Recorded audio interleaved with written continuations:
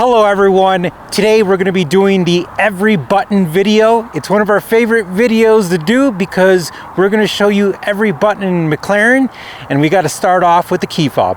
Alright, we got our carbon fiber key fob, and the first button we have is for the front trunk, and that opens up the front trunk. We have unlock and then we have lock. But then I honestly don't know what this is.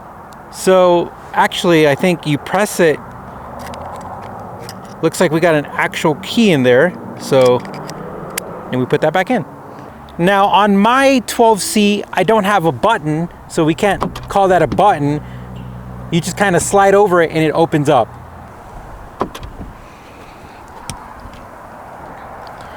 Now we're gonna start off with the door. This button right here opens up the glass hatch, so when we press it, it opens up back here.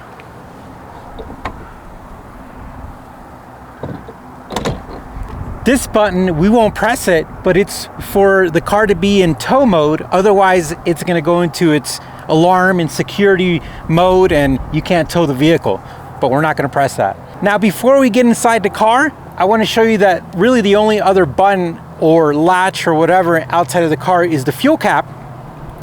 And the funny thing is that you open it up, but this little mechanism here is a little funky, and when you press it down, you just kind of press it down, but sometimes you got to wiggle it. All right, on the door, we have our door switches. We have the driver's side and the passenger side, and you just push up and push down, and they are auto both ways. And then this button actually opens up the door. When you press that, it unlatches the door, and you can open it up and then close it. Now, this is a very famous thing for the McLarens, and that's where your AC system is all right here. And in our AC system, we have, looks like the vent, we have defrost, circulate, and then we have single use, meaning that the use is only going to be for the driver, AC on and off, auto, and then we have the blower switch, and then where we want the air to come out. And really everything, let's see if I could activate some of this. If you look at that, when you press the buttons, they kind of light up in this nice orange. And then the cool thing is that to change your temperature, you could, here, let's lower the blower. But this is how you change your temperature, by rotating the top knob, and then you could adjust the blower with the bottom one. All right, this button over here is, or this lever button is going to be for the lights. You pretty much have auto. You have your lights that you could turn on and off, and this is your light button right here. And then over here, where usually like your keys go, this is going to be for your mirrors, so you could adjust your side mirrors. And on the actual steering wheel, we have a few buttons here and a few levers. Of course, we have our paddle shifters, but we also have one of the most important ones for this particular car, and that's going to be our windshield, our turn signals. And then below it is going to be this little lever here where you could actually kind of navigate through all of the settings in the little info center, which is really important because it gives you a lot of information like tire pressure and stuff like that. And then you come over here, and then on this side you have your cruise control, which is pretty cool. And then they have these tiny little buttons here that you press, and they have the smallest little D10. You just kind of press them, and that kind of turns on and off. And that's the same thing with this one over here. Whenever you want to acknowledge something or say okay. And then of course these really nice levers here, which is kind of the first for me because they're made out of like some type of aluminum, brushed aluminum, is going to be for your wipers. And that's pretty much it for the column itself.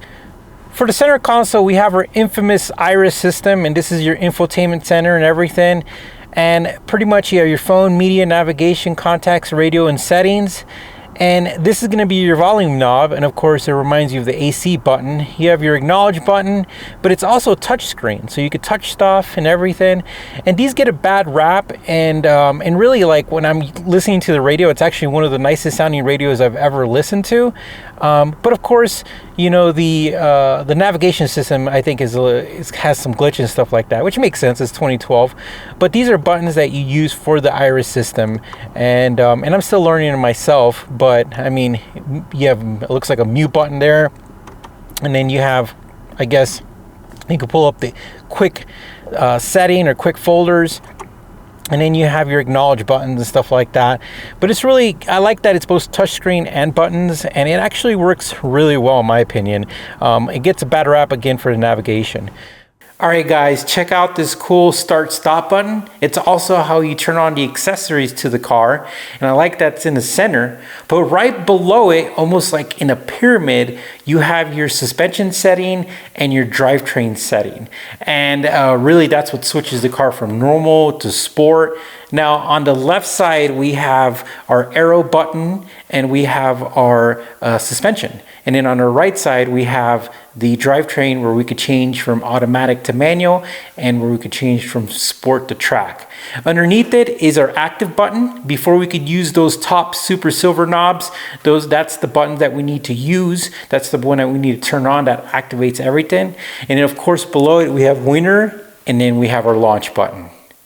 Now this cool button with the light on it, that's your e-brake button, and you could press it up and down to activate or to release the e-brake. And of course we have our hazard lights. We have our drivetrain mode where we have drive, neutral, reverse. We have our classic lock, so you can lock the car stuff in there.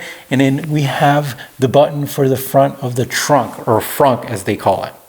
On the passenger side door, we have pretty much the same thing as the driver's side door as far as the AC button. The only difference we have is we don't have that single button switch where we could take command on the driver's side. But then below it, we have the door switch, and then we also have the window switch, which is an automatic up and down.